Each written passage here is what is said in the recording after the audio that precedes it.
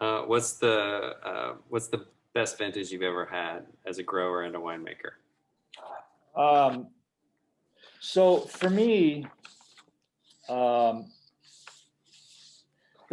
are vintages that pundits say are great vintages, and often those are easy vintages, and they're to me way less interesting than the degree of success you can accomplish through the right ideas and right decisions and timing in a vintage that's more challenging. And so there are, and I'm going to get into, maybe answering the next couple of questions that you have related to this, Daniel. But so for me, in Napa, there have been, well, first of all, when I first got into this, everybody, had the idea that every vintage in California is a great vintage. Well, that's first of all debatable, but second of all,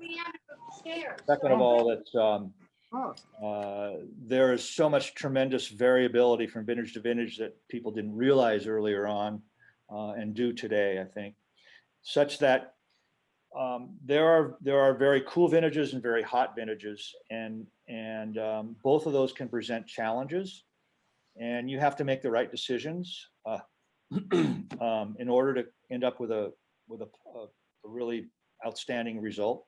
To me, that's much more interesting, and I feel much more sense of accomplishment when those turn out right than the great vintages where rising tides lift all boats and everybody makes if not a great wine, at least a very good wine. So on the cool end of the spectrum, vintages like 98 and 2011 gave people a lot of fits and starts. I feel we did some incredible things in both those vintages. 98, there were I think fewer great examples, but one of the things that I took the heat for, but there's been no regrets on anybody's part, was it was a very, very late year. This was at Harlan Estate. We had a low yielding year to begin with. It was about 2 tons per acre by my estimation. And we didn't go through veraison until the first week of September, which is fully a month later than normal.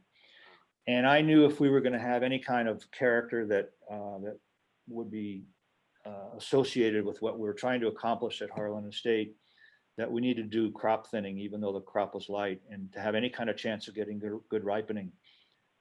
So we basically cut half the crop off. And when Bill saw that, all the fruit on the ground, he never said anything to me, but I found out later that he talked to everybody else and said, what the heck's going on here? He doesn't, it was a huge commitment, millions of dollars in commitment.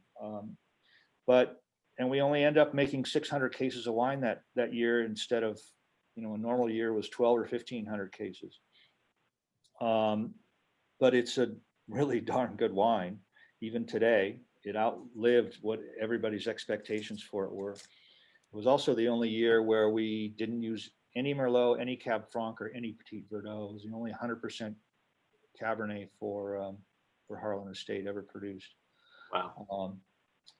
And then 2011, there's probably a couple dozen wines from Napa that I feel comfortable saying they're great wines. They are not typical wines that you would assume would be Napa Valley Cabernets, but it doesn't take away from the fact that they're still great wines. They're just, they're showing their character and personality through that cool vintage of 2011. But you had to have done the right things. You had to have had low yields again. You had to have managed your canopies accordingly, so you had good airflow and you didn't get mold and mildew, and then subsequently botrytis and things like that. And you had enough time for the grapes to ripen, and there were fewer grapes, so they could ripen, and just things like that. Then the hot years, everybody loves 97. Tremendously challenging year from a number of levels. It was our first year producing up at Harlan Estate at the new facility. It was actually at the Bond Winery, but the first facility that we had ready for production. It was an enormously large production. larger than we expected, and we didn't have vessels for all the grapes, and we had to scramble to buy certain open top tanks and whatever we could find to finish the harvest, and that delayed some of the late harvest and later harvested grapes. You know, very ripe year. Some people compare it to you know, like 47 Cheval Blanc, which was a similar scenario. The VA is not as high as what 47 Cheval Blanc had, but the ripeness is probably there or higher. But you know, and ultimately, it's a pleasurable wine. But I think because of its ripeness, uber ripeness, it's masking some of the site characteristics. O2 is similar in similar way, not as much, and not as big a crop. But those, there was a question from the chat room that is, do you have a certain target for your bricks that you aim for per varietal, or do you just kind of taste and go? No, I don't. And there's so much. There's so many complex factors that need to go into making that decision. You know, when we were making wines with young vines, we had one idea, and our goal was to almost always try to get tannins fully soft and mature by tasting the grapes skins and looking at the seed color and things like that. And so when you're dealing with young vines, you have wines that are much higher bricks and much greater ripeness that you wouldn't necessarily choose if you were working with older vines that are more balanced, that bring that maturity curve more in alignment between the sugar, the flavor, and the tannin. And so, and especially if you combine that with dry farm versus irrigated vineyards. And this document goes into a little bit of that you can read, and I'm sure it'll be understandable. But with older vines, it's just a lot easier.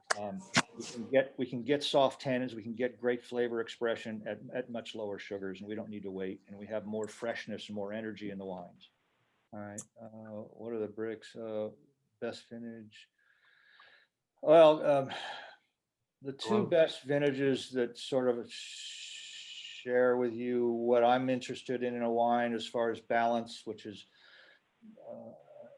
combination of energy and maturity would be like 94 and 01 if we're speaking about the Harlans. Then along that same line is pH of consideration for maturity.